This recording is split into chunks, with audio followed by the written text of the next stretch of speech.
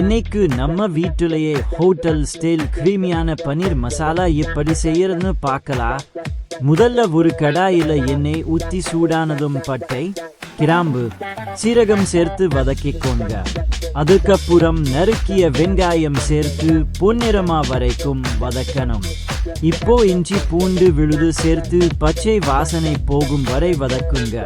அடுத்து தக்காளி சேர்த்து நன்றாக வதங்கியதும் மஞ்சள் தூள், மிளகாய் தூள், மல்லித்தூள், கரம் மசாலா, தேவையான அளவு உப்பு சேர்த்து மசாலாவை நல்லா கிளறிக்கோங்க.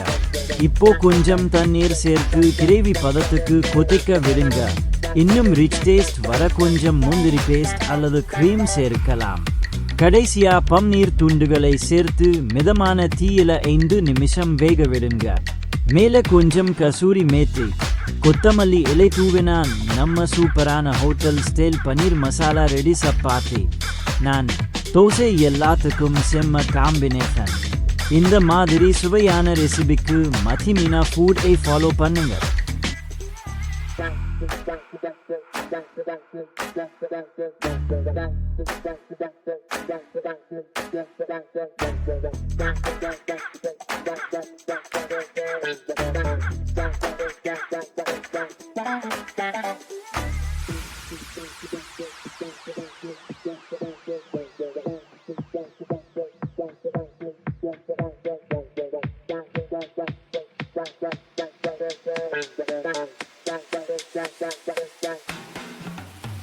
இன்னைக்கு நம்ம வீட்டிலேயே சாப்பிடான ஜூசியான குலாப் ஜாமுன் எப்படி செய்யறதுன்னு பார்க்கலாம். முதல்ல ஒரு பவுல்ல குலாப் ஜாமுன் மிக்ஸ் எடுத்துக்கோங்க. அதுல கொஞ்சம் கொஞ்சமா பால் சேர்த்து சாப்பிட்டான மாவு பதத்துக்கு பிசைஞ்சுக்கோங்க. மாவை 10 நிமிஷம் மூடி வைத்து ரெஸ்ட் கொடுத்துக்கோங்க. அந்த நேரத்துல சர்க்கரை பாகு ரெடி பண்ணலாம். ஒரு பாத்திரத்துல சர்க்கரை, தண்ணீர் சேர்த்து கொதிக்க வைக்கணும். நல்ல வாசனைக்கு ஏலக்காய் தூள் சேர்த்துக்கோங்க. இப்போ மாவை சின்ன சின்ன உருண்டைகளா உருட்டிக்கோங்க. கிராக் இல்லாம ஸ்மூத்தா உருட்டினாதான் ஜாமுன் அழகா வரும். ஒரு கடாயில எண்ணெய் அல்லது நெய் சூடாக்கி மிதமான தீயில ஜாமுனை போட்டு கோல்டன் பிரவுன் கலர் வரும் வரை பொரிச்சு எடுக்கணும். பொரிச்ச ஜாமுனை சூடான சர்க்கரை பாகுல போட்டு 1 மணி நேரம் ஊற விடுங்க. இப்போ நம்ம சாப்பிட்டான வாயில போட்டதும் கரையுற மாதிரி சூப்பரான குலாப் ஜாமுன் ரெடி. வீட்டுல விசேஷம் இருந்தாலும் சரி, சாப்பாட்டுக்கு அப்புறம் ஸ்வீட் வேணும்னாலும் சரி, இது ஒரு பெர்ஃபெக்ட் ரெசிபி. இந்த மாதிரி சுவையான ரெசிபிக்கு மதிமீனா ஃபுட் ஃபாலோ பண்ணுங்க. இன்னைக்கு நம்ம வீட்டிலேயே கிராமத்து ஸ்டைல் காரசாரமான மட்டன் குழம்பு எப்படி செய்யறதுன்னு பார்க்கலாம். முதல்ல மட்டனை நல்லா கழுவி எடுத்துக்கோங்க. குக்கர்ல எண்ணெய் ஊத்தி சூடானதும் பட்டை, கிராம்பு, ஏலக்காய், சோம்பு சேர்த்து தாளிக்கணும். அதுக்கப்புறம் சின்ன வெங்காயம் சேர்த்து பொன்னிறமா வரைக்கும் நல்லா வதக்கிக்கோங்க. இப்போ இஞ்சி பூண்டு விழுது சேர்த்து பச்சை வாசனை போகும் வரை வதக்குங்க. அடுத்து தக்காளி சேர்த்து நன்றாக மசியும் வரை வதக்கணும்.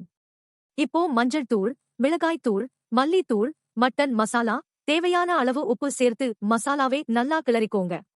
இப்போ மட்டன் துண்டுகளை சேர்த்து மசாலா நன்றாக பிடிக்க 5 நிமிஷம் வதக்குங்க. அடுத்து அரைச்ச தேங்காய் விழுது சேர்த்து தேவையான அளவு தண்ணீர் ஊத்தி குக்கர்ல 5 முதல் 6 விசில் வரைக்கும் வேக விடுங்க. குக்கர் திறந்ததும் கொஞ்சம் மிளகு தூள், கொத்தமல்லி இலை சேர்த்தா நம்ம மணமணக்கும் கிராமத்து ஸ்டைல் மட்டன் குழம்பு ரெடி. சாதம், இட்லி, தோசை, பரோட்டா எல்லாத்துக்கும் இது செம்ம காம்பினேஷன். இந்த மாதிரி சுவையான ரெசிபிக்கு மதிமீனா ஃபுட் ஃபாலோ பண்ணுங்க. இன்னைக்கு நம்ம வீட்டுலயே கல்யாண வீட்டு சுவையில சூப்பரான ரவா கேசரி எப்படி செய்யறதுன்னு பார்க்கலாம். முதல்ல ஒரு கடாயில கொஞ்சம் நெய் ஊத்தி முந்திரி, திராட்சையை பொன்னிறமா வறுத்து தனியா எடுத்து வச்சுக்கோங்க.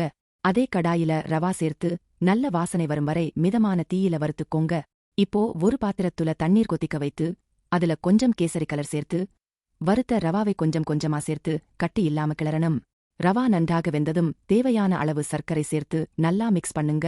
அதுக்கப்புறம் நெய் கொஞ்சம் கொஞ்சமா சேர்த்து கிளறினா கேசரி நல்ல சாப்பிட்டா பளபளப்பா வரு. கடைசியா ஏலக்காய் தூள், வறுத்த முந்திரி, திராட்சை சேர்த்து ஒரு முறை கிளறுங்க. இப்போ நம்ம மணமணக்கும் கல்யாண வீட்டு ஸ்டைல் ரவா கேசரி ரெடி. வீட்டுல விசேஷம் இருந்தாலும் சரி, திடீர்னு ஸ்வீட் சாப்பிட தோணினாலும் சரி, இது ஒரு பெர்ஃபெக்ட் ஈஸி ரெசிபி. இந்த மாதிரி சுவையான ரெசிபிக்கு மதிமீனா ஃபுட் ஃபாலோ பண்ணுங்க. இன்னைக்கு நம்ம வீட்டிலேயே ரோட்டுக்கடை சுவையில சூப்பரான தாபா ஸ்டைல் சிக்கன் கிரேவி எப்படி செய்யறதுன்னு பார்க்கலாம். முதல்ல சிக்கனை நல்லா கழுவி எடுத்துக்கோங்க. ஒரு கடாயில எண்ணெய் ஊத்தி சூடானதும் பட்டை, கிராம்பு, ஏலக்காய், சீரகம் சேர்த்து தாளிக்கணும்.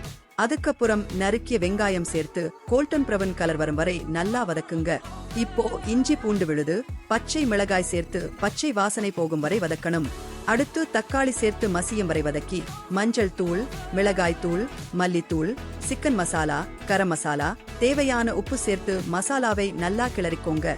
இப்போ சிக்கன் துண்டுகளை சேர்த்து மசாலா நன்றாக பிடிக்க 5 நிமிஷம் வதக்குங்க. அடுத்து கொஞ்சம் தயிர் சேர்த்து மிக்ஸ் பண்ணி தேவையான அளவு தண்ணீர் ஊத்தி சிக்கன் சாப்டா வேகும் வரை மூடி வைக்கணும். கடைசியா கசூரி மேத்தி, மிளகுத்தூள், கொத்தமல்லி இலை தூவினா நம்ம ரிச் ஸ்பைசியான dhaba style chicken gravy ready. Chapati, naan, parotta, சாதம் எல்லாத்துக்கும் செம காம்பினேஷன். இந்த மாதிரி சுவையான ரெசிபிக்கு மத்திமீனா ஃபுட் ஐ ஃபாலோ பண்ணுங்க. இன்னைக்கு நம்ம வீட்டிலேயே சிம்பிளான ஆனா செம்ம சுவையான கத்திரிக்காய் குழம்பு கூட முட்டைக்கோஸ் பொரியல் எப்படி செய்யறதுன்னு பார்க்கலாம். முதல்ல கத்திரிக்காய் குழம்புக்கு ஒரு கடாயில எண்ணெய் ஊத்தி கடுகு, வெந்தயம், கருவேப்பிலை சேர்த்து தாளிக்கணும். அதுக்கப்புறம் சின்ன வெங்காயம், பூண்டு சேர்த்து நல்லா வதக்கிக்கோங்க. இப்போ தக்காளி சேர்த்து மசியும் வரை வதக்கணும். அடுத்து கத்திரிக்காய் சேர்த்து கொஞ்சம் வதக்கி மஞ்சள் தூள், மிளகாய் தூள், மல்லித்தூள், தேவையான உப்பு சேர்த்து மசாலா பிடிக்க கிளறுங்க.